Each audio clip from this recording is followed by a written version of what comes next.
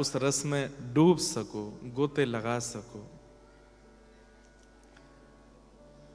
बन के जोगन डोलत व्रज में, पीवत यमुना जल को, मेरो मन वृंदावन में अटक्यो, मेरो मन हरि चरणन में अटक्यो।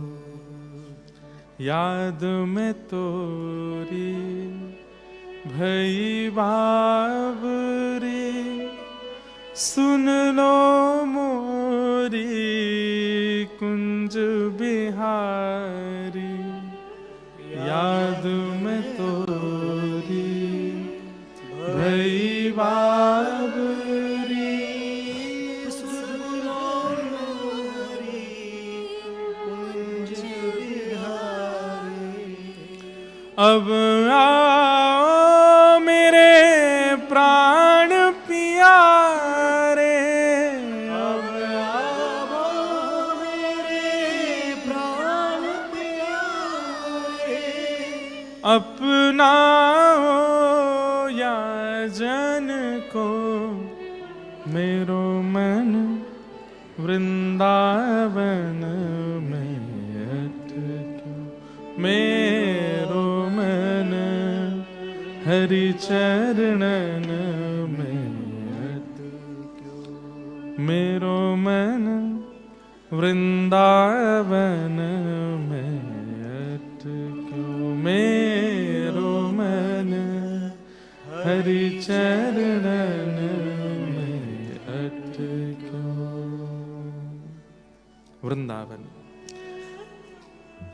आज चर्चा तो हमको जयदेव महाप्रभु की करनी है, लेकिन एक ये अभी पद गा रहा हूं तो एक ब्रज के एक रसिक महापुरुष की कथा याद आ रही है। हमारे वृंदावन में एक स्थान है गोरीलाल कुंज। गोरीलाल कुंज, यहाँ जितने भी हरिदासी बैठे हों उनका स्थान है, जाना है आप लोग। वैसे तो सबका स्थान है, पर हरिदासी जरूर जाओ। आपको आश्चर्य ये होगा कि गोरीलाल कुंज में जो त्रिभंग ललित श्याम सुंदर हैं वो किशोरी जी हैं, और जो किशोरी जी के रूप में खड़े हैं वो श्याम सुंदर हैं। इसलिए उस स्थान का नाम क्या है? गोरीलाल। जबकि लाल तो सांवले हैं, लाल तो कृष्ण हैं, लाल तो कारे हैं, तो फिर लाल गोरे कैसे हो गए? तो वहां भेष बदला हुआ है। किशोरी जी ठाकुर जी के रूप में हैं और ठाकुर जी श्री जी के रूप में, इसलिए उस स्थान का नाम है गोरीलाल कुंज। वहां के एक रसिक हुए, उनका एक बहुत प्रसिद्ध पद मैं गाता हूं कथा में। भाग्य बड़ो वृंदावन पायो, भाग्य बड़ो वृंदावन पायो। हमारे व्रज में जब किसी के प्राण चले जाते हैं, अब तो नहीं गाते लोग, लेकिन गाना चाहिए। इस पद को गाते हैं जब उनका अंतिम संस्कार हो रहा होता है। व्रज में प्राण गए हैं। व्रज 4 प्रकार से मुक्ति देता है। पहला, जन्म व्रज में हो जाए, मृत्यु कहीं भी हो, मुक्ति निश्चित है। दूसरा, जन्म कहीं भी हो, अंतिम श्वास व्रज में निकले, मुक्ति निश्चित है। मुक्ति मतलब निज वृंदावन, निकुंज वृंदावन की प्राप्ति निश्चित है। निज वृंदावन कैसा है? कई बार मैंने बताया है। प्रकट वृंदावन जो हम देखते हैं, और अप्रकट निज वृंदावन कैसा है? वहां पर श्री राधा वल्लभ लाल जी, राधारमण लाल जी, बिहारी जी, ये सब जितने ठाकुर हैं, ये स्थिर नहीं रहते, ये चलते फिरते रहते हैं, बोलते रहते हैं। और उस निज वृंदावन में सामान्य भीड़ नहीं है। उस निज वृंदावन में स्वामी श्री हरदास जी, भक्तिमती मीराबाई, करमेती बाई, जनाबाई, जितने संतों के भक्तों के हमने, ये सब हैं उस निज वृंदावन में। कहीं सूरदास जी बैठे हैं, कहीं कुम्मन दास बैठे हैं। ये सब व्रज को भजने वाले जाते कहाँ हैं? ये वैकुंठ नहीं जाते, श्री गोलोक धाम जाते हैं ऐसा कहते हैं, पर हमारे व्रज के कई साहित्यों के अनुसार ये निज वृंदावन में चले जाते हैं। और वहां केवल प्रिया प्रियतम को लाड़ लड़ाते हैं। ऐसा वृंदावन। भाग्य बड़ो वृंदावन पायो, भाग्य बड़ो वृंदावन पायो। बहुतक दिन या रस बिन बीते, बहुतक दिन या रस बिन बीते। सखी समाज मिलायो, हाँ सखी समाज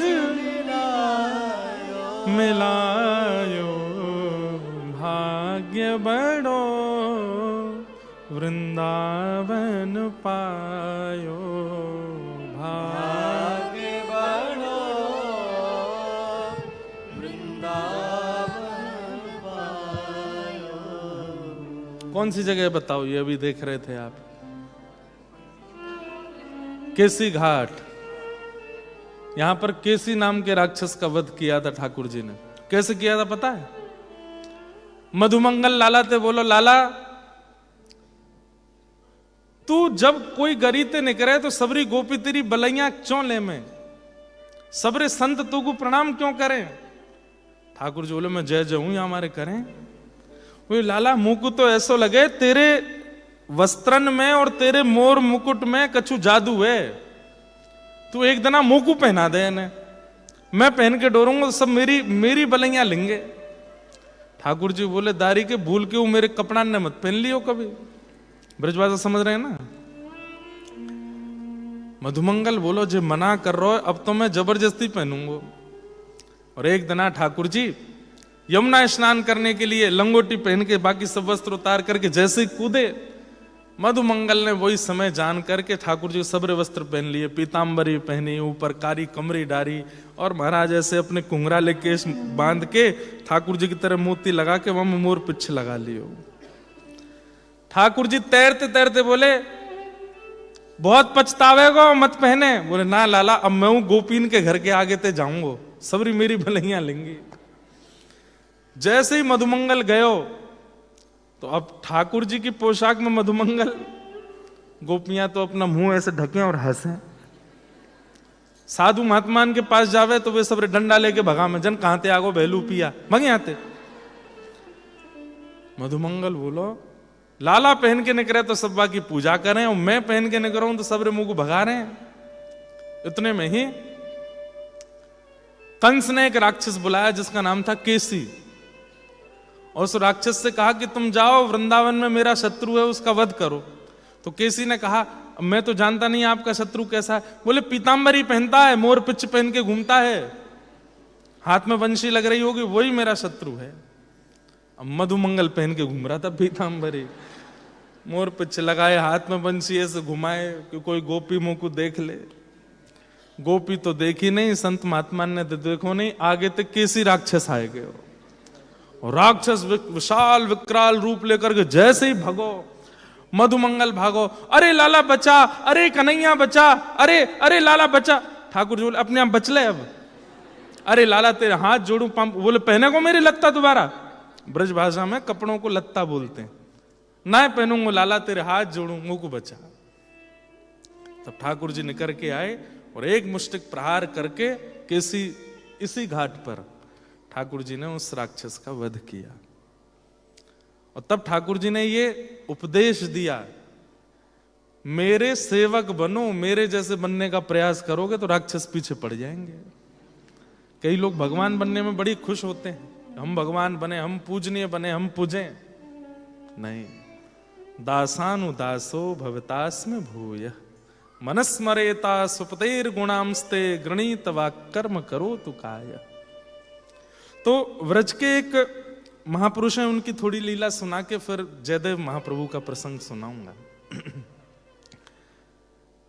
तो श्री गोरीलाल कुंज के प्रमुख आचार्य श्री नरहर देव जी और श्री नरहर देव जी के शिष्य हुए श्री रसिक देव जी। बहुत ध्यान से सब लोग इधर देखो और ध्यान से सुनो, बहुत सुंदर कथा है। वृंदावन ऐसे नहीं मिल जाता है, बहुत तपाना पड़ता है अपने आप को, तब वृंदावन की प्राप्ति होती है। जिन लोगों को केवल 2 घंटा सत्संग सुनने में सुख मिलता है और फिर ऑस्ट्रेलिया में रहने में भी अच्छा लगता है यहां से जाने की, वो लोगों के लिए ये प्रसंग वैसे नहीं है। पर जो तड़प रहे हैं वृंदावन के लिए वो जरूर सुनो। वृंदावन के लिए तपना तो पड़ता है। तो नरहर देव जी के शिष्य थे श्री रसिक देव जी। रसिक देव जी अपने गुरु जी की बड़ी सेवा करते थे, अपने गुरु को सर्वस्व मानते थे। नरहर देव जी अपनी सेवा और अपना पूरा गोरीलाल कुंज अपने किसी शिष्य को देना चाहते थे, पर शिष्य का परख कैसे करूं कि कौन श्रेष्ठ है। हर गुरु को चाहिए, हर माता पिता को चाहिए और हर गुरु को चाहिए अपने बालकों की परीक्षा लेते रहा करो, वो योग्य हैं कि नहीं, आपकी संपत्ति के, आपकी परिस्थिति के, आपकी व्यवस्था के। इतना ज्यादा इकट्ठा मत करो उनके लिए, पहले उनका परीक्षण करो, वो पात्र हैं कि नहीं। पुत्र तो बन गए, पुत्री तो बन गए, पात्र नहीं बने तो कुछ भी मत देना उनको, बर्बाद कर देंगे सब। श्री नरहर देव जी देख रहे हैं कि इन सब शिष्यों में मेरा श्रेष्ठ कौन है। तो रसिक देव जी के स्वभाव, व्यवहार और मन से पता तो चल रहा था कि ये योग्य है। गुरु जी के आगे नजर नहीं उठाते थे, ज्यादा बोलते नहीं थे, संकोच करते थे। इन सब व्यवस्थाओं से पता चल रहा था कि ये योग्य है। लेकिन परीक्षा लेनी थी। क्या परीक्षा ली? अपने एक शिष्य को बुला करके कहा, बोले कल से तुम एक काम करोगे। बोले क्या? इसकी झूठी झूठी शिकायत करना मेरे से। गुरुजी बोले अरे ये तो हमारे बड़े गुरु भाई रसिक देव जी हैं, इनमें तो कोई दोष ही नहीं है। बोले भले ही दोष नहीं है, फिर भी तुम झूठी शिकायत करोगे, मेरी आज्ञा है। अगर तुमने ऐसा नहीं किया तो मैं तुमको निकाल दूंगा।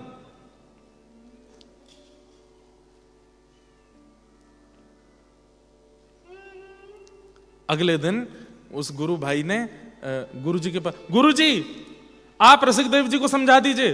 बोले क्यों, क्या किया? बोले ये हमारे ऐसे बर्तन फेंक देते हैं, कभी हमारे वस्त्रों को इधर उधर कर देते हैं, हमको बहुत छेड़ते हैं, भोजन भी ढंग से नहीं करने देते, ये नहीं करने देते। इतनी शिकायत की। रसिक देव जी आए, जी गुरुजी आज्ञा। बोले ये सब क्या कह रहे हैं? तो शिकायत हुई तो शिकायत में भी सफाई नहीं दे रहे। गुरुदेव मैं क्षमा प्रार्थी हूं, मुझसे अपराध बन गया होगा, जबकि किया कुछ नहीं था उन्होंने, लेकिन इतने संकोच में कि बन गया होगा कोई अपराध मुझसे, क्षमा करें। एक दिन निकला, फिर अगले दिन फिर उस शिष्य को गुरुजी ने कहा फिर से इसकी झूठी शिकायत करो मुझसे। फिर से उसने जाके झूठी झूठी कहा ऐसे ऐसे करते हैं रसिक देव जी, देखो ऐसे कर रहे हैं, ऐसे कर रहे हैं। फिर गुरुजी ने बुलाया, रसिक देव तुम नहीं सुधरोगे? गुरुजी क्षमा कर दें, आगे से नहीं होगा। गुरु भाई की भी क्षमा मांग ली। अब उन गुरु भाइयों को बड़ी दिक्कत होती थी। आप सबसे प्रार्थना बहुत ध्यान से, और आगे वाले भाव उठे नहीं, बस इतना प्रार्थना है हमारी। भारत में लोगों को 7 दिन मिलते हैं और भारत के लोगों के 7-7 दिन काट के हम ऑस्ट्रेलिया आते हैं, इसलिए आप लोग इस समय की वैल्यू करो। इस साल भी हम 5 कथाएं कैंसिल करके आए हैं और अगले साल की भी राम जी पीछे पड़ रहे हैं, तो अगले साल भी 3-4 कथाएं कैंसिल करके ही आएंगे। वहां 2 साल पहले बुकिंग होती है, तो इंडिया वालों के उस कैंसिलेशन का अपराध ना लगे, इसलिए ध्यान से सुनो सब लोग। आपको डरा नहीं रहे हम, बस बता रहे हैं।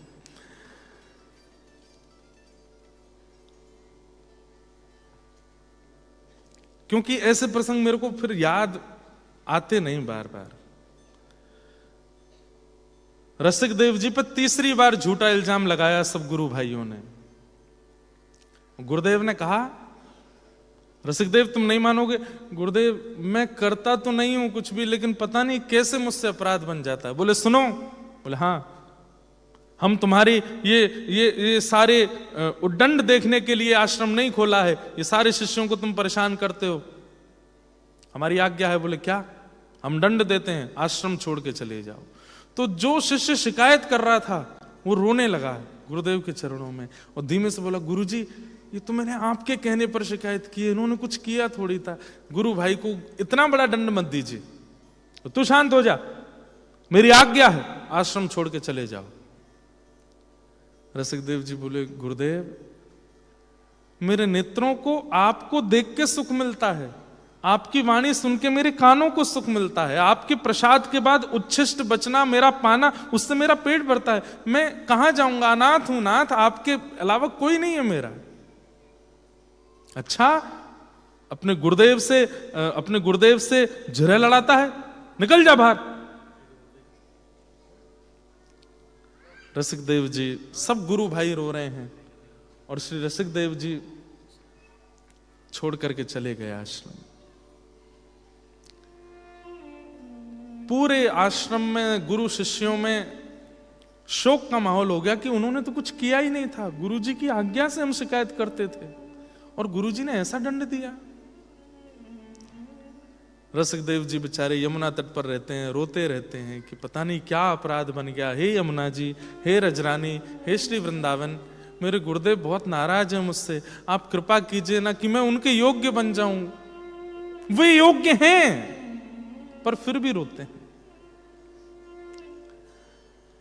बाकी के जो गुरु भाई थे वो कभी कभी छुपके से मिलने जाते थे, पूछते थे, गुरुदेव का क्रोध शांत हुआ? नहीं, आज भी आपका नाम कोई बोल दे तो लाल हो जाता है उनका चेहरा। तब अपने एक गुरु भाई से बोले, मुझे गुरुदेव के बिना रहा नहीं जाता। जब मैं आश्रम में रहता था तो मेरे पास सेवा थी, मैं रोज उनके वस्त्र धोता था। कुछ करके ऐसा बन सकती है योजना कि वो वस्त्र रोज यहां आ जाए करें, मैं धो दिया करूं, उनको ना पता चले कि मैंने धोए। तो एक शिष्य बोला, मैं कुछ करता हूं गुरु भाई। तो गुरुजी सुबह सुबह नरहर देव जी जब स्नान करते तो जिस बालक के पास वस्त्र धोने की सेवा थी वो वस्त्र लेके जाता और अगले दिन देने हैं गुरुजी को, सीधा जमुना जी, और गुरु भाई रसिकदेव जी को देता। रसिकदेव जी उन वस्त्रों को पहले प्रणाम करते, वंदन करते, माथे से लगाते, फिर उनको धो के सुखा करके उन पर इत्र लगा के व्यवस्थित करके बहुत सुंदर सजा के शाम को अपने गुरु भाई को दे देते। अगले दिन वो गुरु जी को मिलते तो गुरु जी वस्त्र देख के बोलते, वाह बहुत बढ़िया सेवा करते हो तुम, ऐसी सुगंधी वस्त्रों में से आ रही है, इत्र लगा के इतना बढ़िया सब कुछ कलप वलप लगा के। एक दिन, 2 दिन, 10 दिन, 12 दिन, 15 दिन, गुरुदेव के चित्त में सात्विक भाव प्रकट होने लगे। गुरुदेव समझ गए कि इनमें से किसी में इतनी सामर्थ्य नहीं है कि मेरे वस्त्रों को स्पर्श करे और मुझ में सात्विक भाव आवे। कहीं ऐसा तो नहीं है रसिकदेव मेरी सेवा करता हो। तो वो जो शिष्य वस्त्र धोता उसको बोला, ए सुनो इधर आओ, तुमको सौगंध है, सत्य बताना वस्त्र कौन धोता है? गुरुदेव मैं ही तो। बोले, मैं सत्य जानता हूं और तुमको पता है कि दंड देता हूं, तो मैं क्या दंड दूंगा? सत्य बताओगे तो बच जाओगे और झूठ बोला तो फिर रसिकदेव की तरह तुमको भी बाहर कर दूंगा। गुरु भाई रसिकदेव जी ही धोते हैं, मैं नहीं धोता।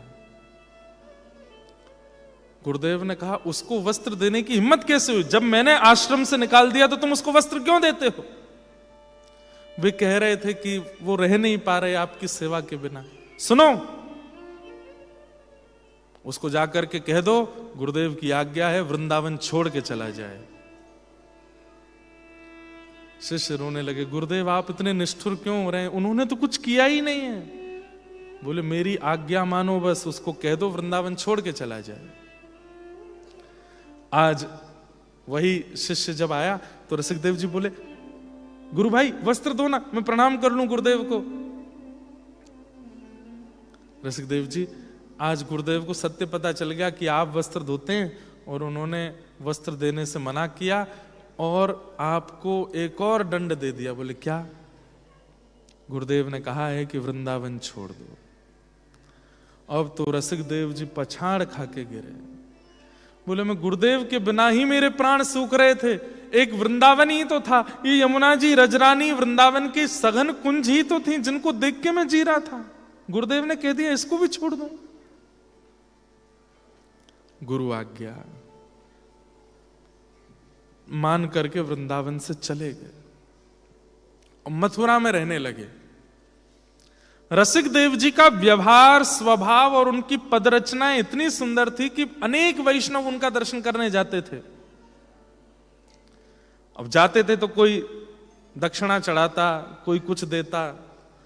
रसिक देव जी को इतनी व्याकुलता होती अपने गुरुदेव की याद में, तो उन्होंने क्या किया, जो लोग चढ़ावा चढ़ाते थे चरणों में वो सब इकट्ठा करते थे और एक सेठ को बोलते थे कि तुम गोरीलाल कुंज जाते हो, ये सारा चढ़ावा मेरे गुरुदेव को दे दिया करो, अपना बता कि मेरा नहीं बताना, नहीं तो वो नाराज होंगे। अब वो सेठ जी हर महीने जाते और खूब बड़ी सेवा गोरीलाल कुंज में करते थे। तो गुरुदेव जी बोले, नरदेव जी भाई बहुत अच्छा है, तुम तो आजकल बड़ी सेवा कर रहे हो। बोले गुरुदेव सब आपकी कृपा है। 1 महीना, 2 महीना, 3 महीना, 6 महीने हो गए तो गुरुदेव एक दिन बोले फिर से सात्विक भाव आ रहे हैं। सात्विक भाव समझते हैं? किसी में दोष ना देखना, आलस्य ना होना, ठाकुर जी की सेवा में प्रमाद ना होना, जितनी निद्रा की आवश्यकता, जितनी भोजन की आवश्यकता, जितनी बोलने की आवश्यकता, उतना ही सब करना, बहुत व्यवस्थित रहना और प्रसन्न रहना, ये सात्विक भाव है। और जहां देखें वहां ठाकुर जी का अनुभव होना, हर परिस्थिति को सकारात्मक रूप से स्वीकार करना, कहीं भी नेगेटिविटी नहीं, इसको सात्विक भाव कहते हैं। नित्य प्रसाद पाने वाला, वैष्णव संग करने वाला, उसके अंदर ये भाव आने लगते हैं।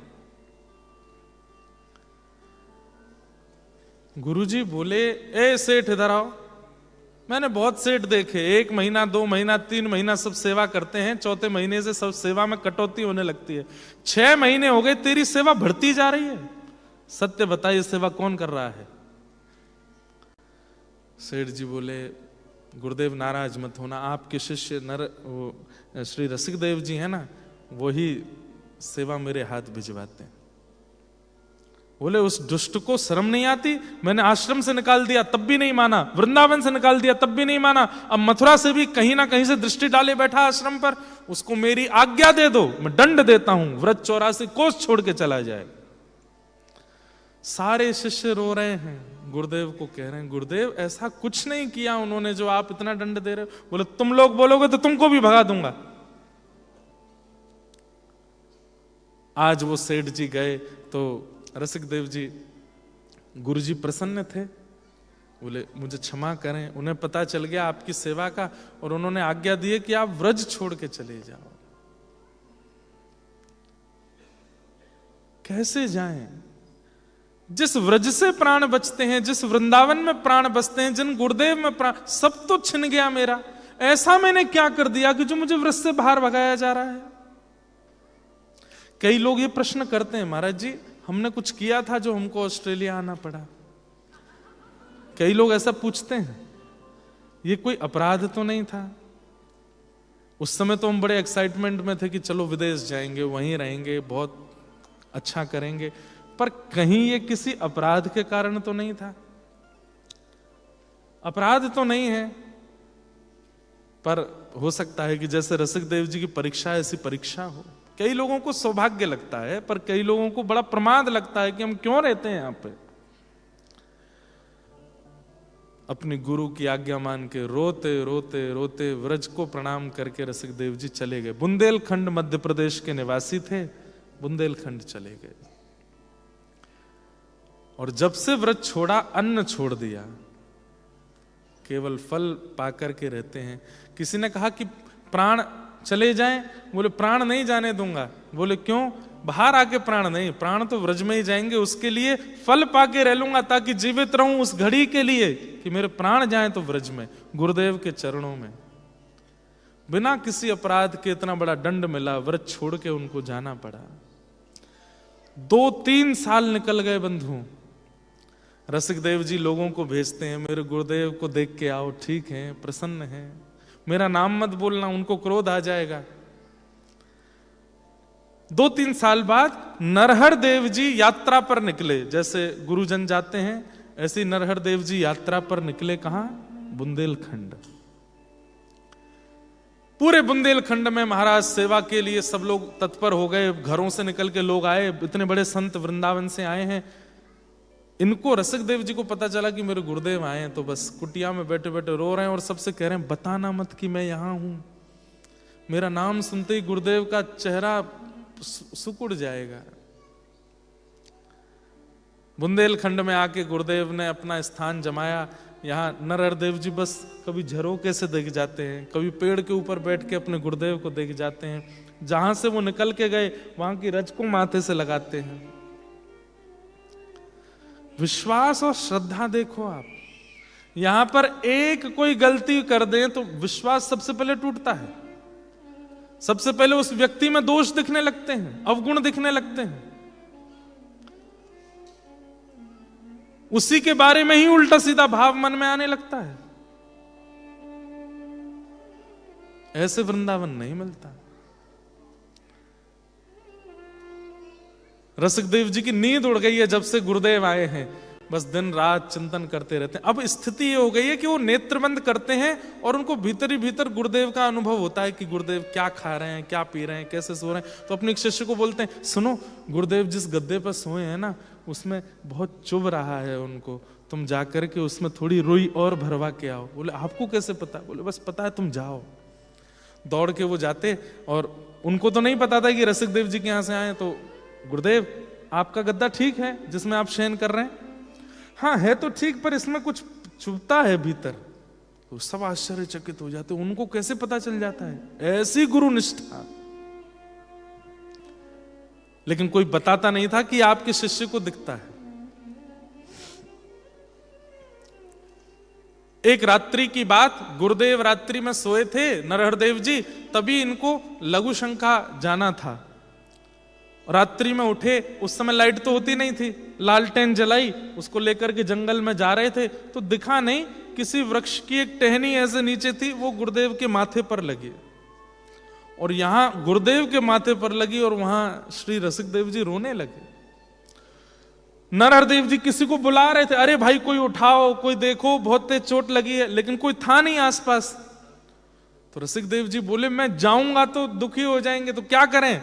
गुरुदेव की चोट और पीड़ा को अपने ऊपर ले लिया। गुरुदेव वहां स्वस्थ हो गए और नरहरदेव जी के खून निकलने लगा, श्री रसिकदेव जी को खून निकलने लगा। सुबह जब उठे तो बाकियों ने देखा, बोले आपको रक्त कैसे आ रहा है, आप तो कहीं गए भी नहीं। बोले गुरुदेव को चोट लगी थी, मैंने अपने ऊपर ले ली। और वहां नरहरदेव जी आश्चर्य कर रहे, रात में मेरे को चोट लगी थी, रक्त निकला था, पता नहीं लौट के आया हूं तो ठीक हो गया। हो सकता है स्वप्न होगा, सपना देखा होगा मैंने, ऐसे कैसे इतनी जल्दी ठीक हो गया? क्या बताएं कि वहां किसी ने जाकर के ये बात बता दी। बोले कल रात को आपको चोट लगी थी? बोले हाँ। आपकी पीड़ा, घाव सब अपने ऊपर आपके शिष्य रसिकदेव जी ने, रसिकदेव जी का नाम सुनते ही आग बबूला हो गए। वो दुष्ट यहां भी बैठा है क्या? चोरी चुपके मेरा दर्शन कर रहा होगा?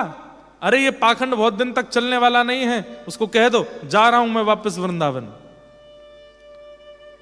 ये बात उनको पता चली, इतना रोए रसिकदेव जी, क्यों किसी ने मेरा नाम लिया? उनको पता नहीं किस बात से नाराज बैठे।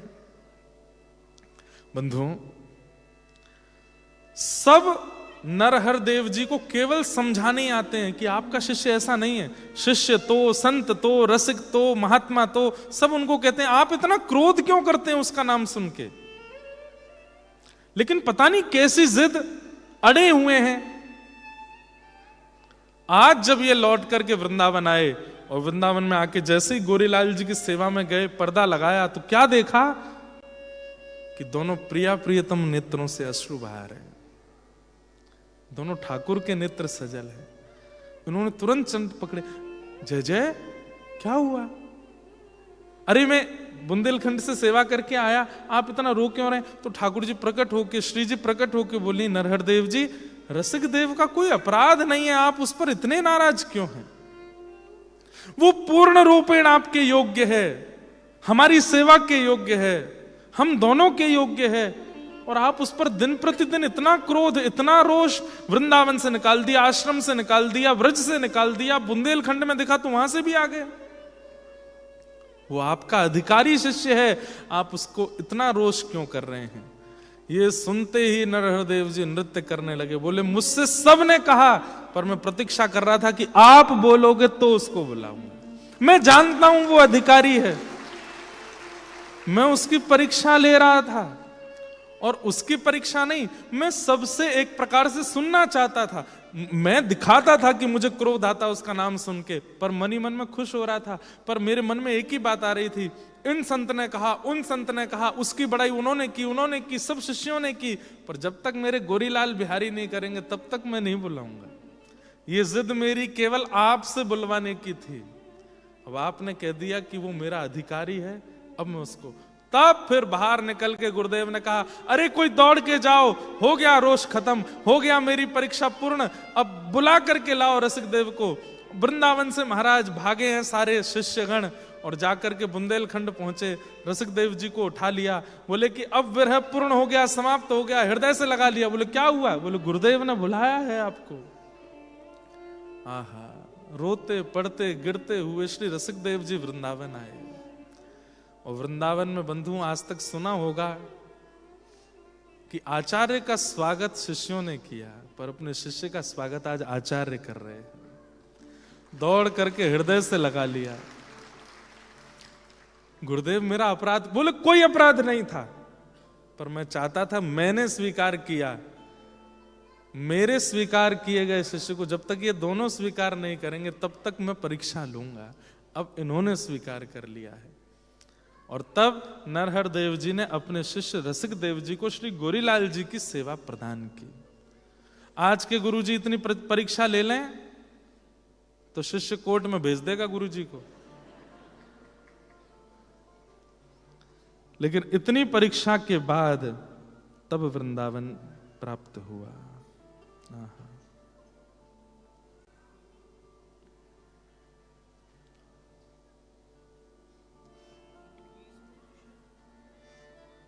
बहुत अच्छे अच्छे पद हैं रसिक देव जी के। एक मान का पद सुना है, थोड़ा खिलता हुआ राग लो। मान समझते हैं?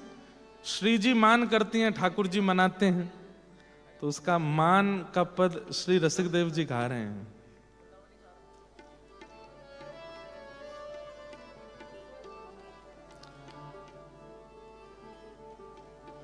अरी मान न कीजे रसीले श्याम सो, अरी मान न कीजे रसीले श्याम, अरी मान न कीजे रसीले श्याम सो। मान गाइए।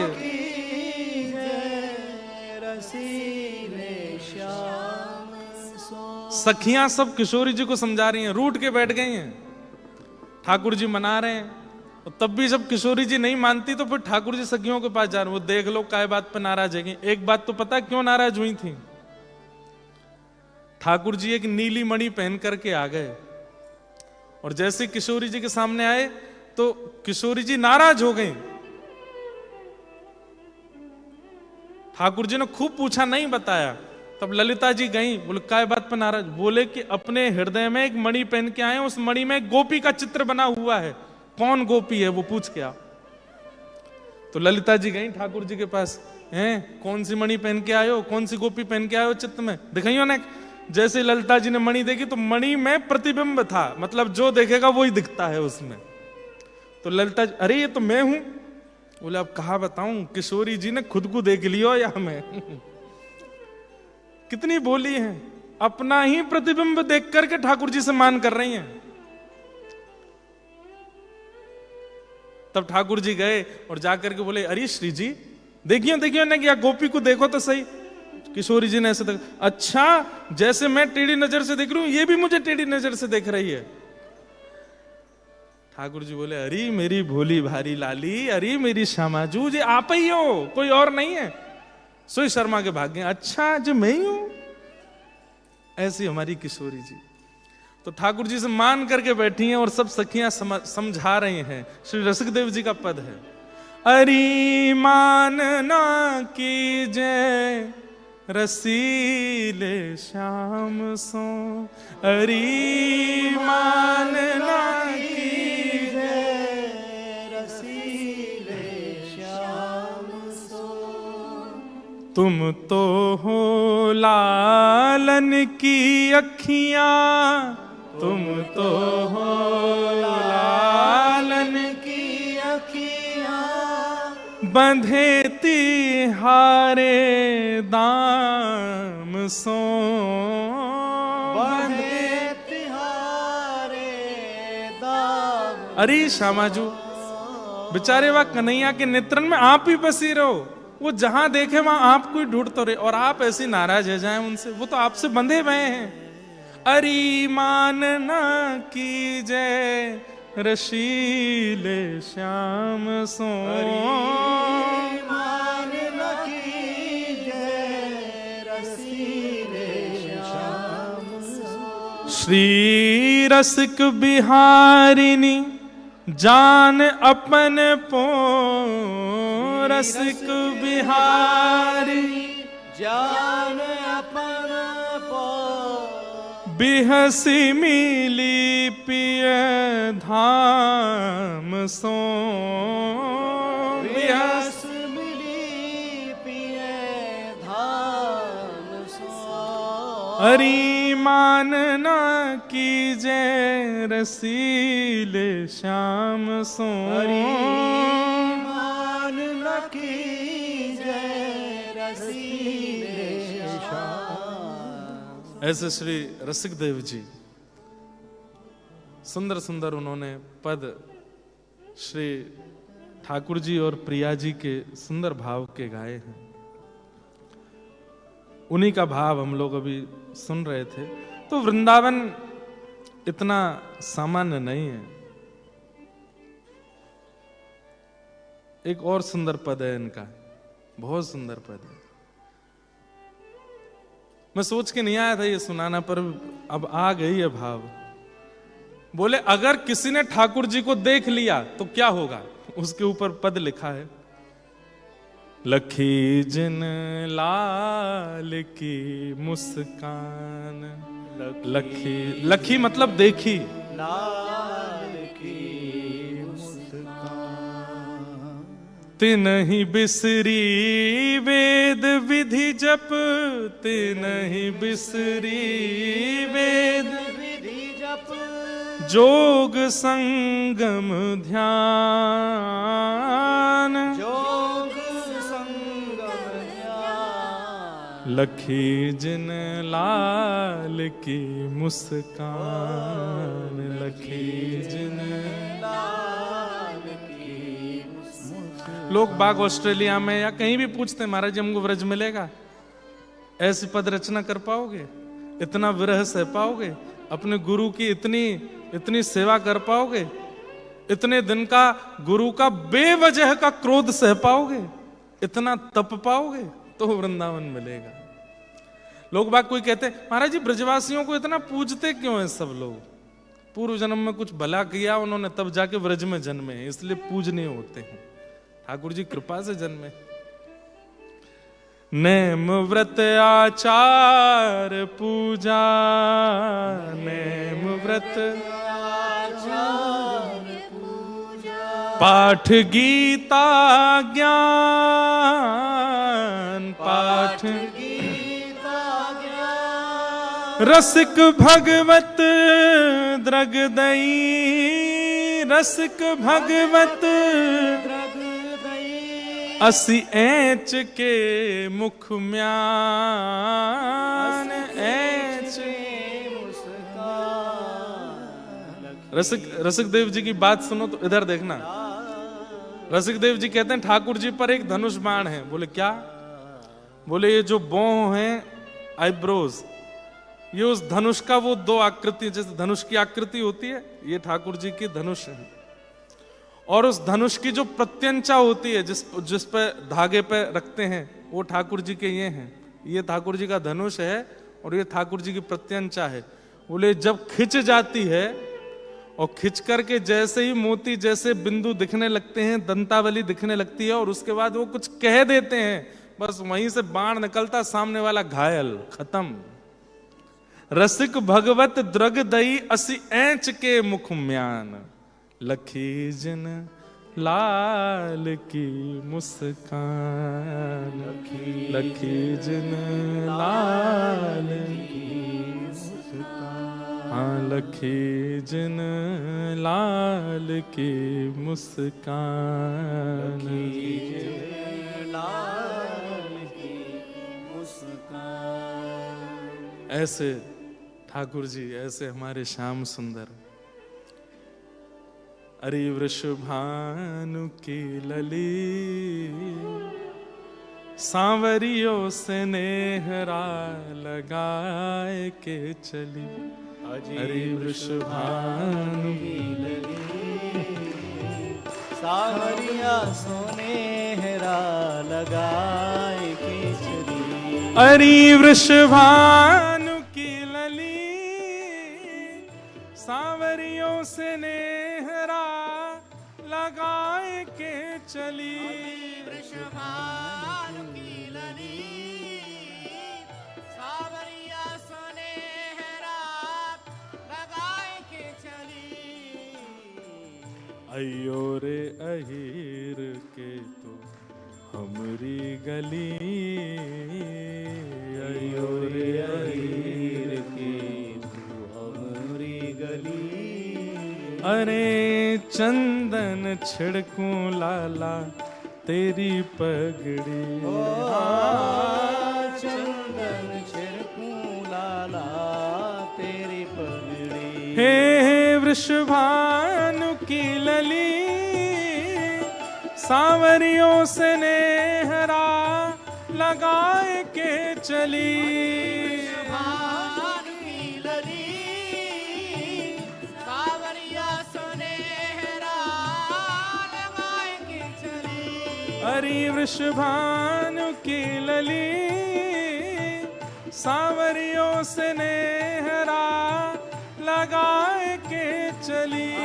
वृषभानु की लली सावरिया सोनेहरा लगाए के चली। बोलो वृषभानु दुलारी की। यहो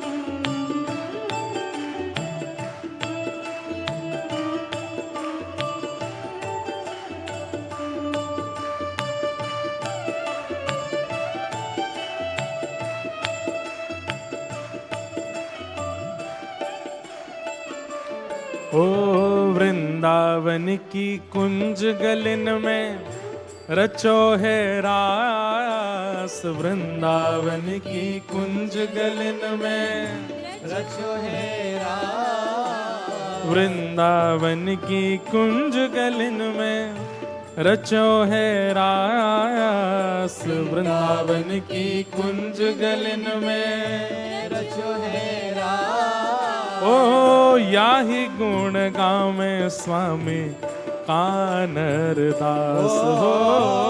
याही गुण गावे स्वामी कानरदास। हाँ याही गुण गावे स्वामी कानर दास हो। याही गुण गावे स्वामी कानरदास। हो व्रज में, हो व्रज में, हो व्रज में रतन राधिका गोरी, व्रज में रतन राधिका गोरी। हाँ व्रज में रतन राधिका गोरी। ब्रज में रतन राधिका गोरी। ओ राधिका गोरी, राधिका भोरी, राधिका गोरी, राधिका गोरी। राधिका गोरी, राधिका भोरी, राधिका गोरी, राधिका गोरी। हो व्रज में, हो व्रज में, हो व्रज में रतन राधिका गोरी। ब्रज में रतन राधिका गोरी। ब्रज में रतन राधिका गोरी, ब्रज में रतन राधिका गोरी, ओ हरिलीनी वृषभानु भवन ते, हरिलीनी वृषभानु भवन ते, हरिलीनी वृषभानु भवन ते, हरिलीनी वृषभानु भवन ओ वृषभानु भवन ते, भानु भवन वृषभानु भवन ते, भानु भवन ते, हरिलीनी वृषभानु भवन ते, हरिलीनी वृषभानु भवन ते, नंद सुवन करी चोरी, नंद सुवन करी चोरी, ओ नंद सुवन करी चोरी, नंद सुवन करी चोरी, ओ व्रज में, ओ व्रज में, ओ व्रज में रतन राधिका गोरी, ब्रज में रतन राधिका गोरी, व्रज में रतन राधिका गोरी, ब्रज में रतन राधिका गोरी, कृष्णदास प्रभु गिरधर नागर, कृष्णदास प्रभु गिरधर नागर, कृष्णदास प्रभु गिरधर नागर, कृष्णदास प्रभु गिरधर नागर, हे प्रभु गिरधर नागर, गिरधर नागर, प्रभु गिरधर नागर, गिरधर नागर, कृष्णदास प्रभु गिरधर नागर, कृष्णदास प्रभु गिरधर नागर, नागरी नवल किशोरी,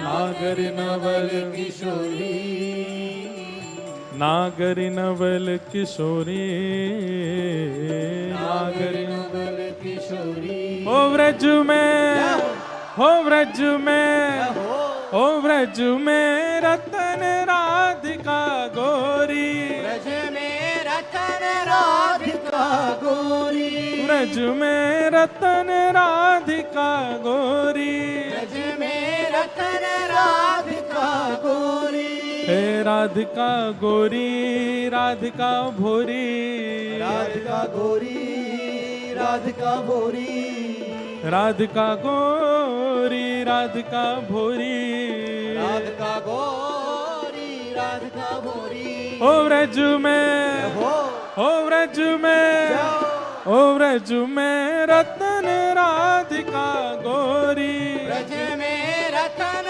राधिका गोरी, ओ व्रज में रतन राधिका गोरी, ब्रज में रतन राधिका गोरी, व्रज में रतन राधिका गोरी, ब्रज में रतन राधिका गोरी, ओ व्रज में रतन राधिका गोरी, ब्रज में रतन राधिका गोरी, ओ जय राधे राधे राधे राधे राधे राधे राधे, राधे राधे राधे राधे राधे राधे राधे, श्री राधे राधे राधे राधे राधे राधे राधे, राधे राधे राधे राधे राधे राधे राधे, ओ जय जय श्री राधे, जय जय श्री राधे, जय जय श्री राधे, जय जय श्री राधे, जय जय श्री राधे, जय जय श्री राधे, जय जय श्री राधे, जय जय श्री राधे, राधे राधे राधे राधे राधे, जय श्री राधे, राधे राधे राधे राधे राधे राधे राधे, राधे राधे राधे राधे राधे, जय श्री राधे, राधे राधे राधे राधे राधे राधे राधे, राधे राधे राधे राधे राधे, जय श्री राधे, राधे राधे राधे राधे राधे, जय जय श्री राधे, जय जय श्री राधे, जय जय श्री राधे।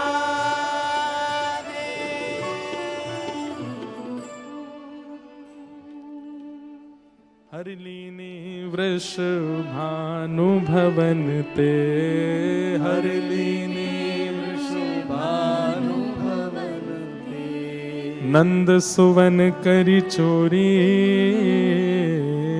नंद सुवन करी चोरी, ओ कृष्णदास प्रभु गिरधर नागर, कृष्णदास प्रभु गिरधर नागर, ओ कृष्णदास प्रभु गिरधर नागर, कृष्णदास प्रभु गिरधर नागर, ओ नागरी नवल किशोरी,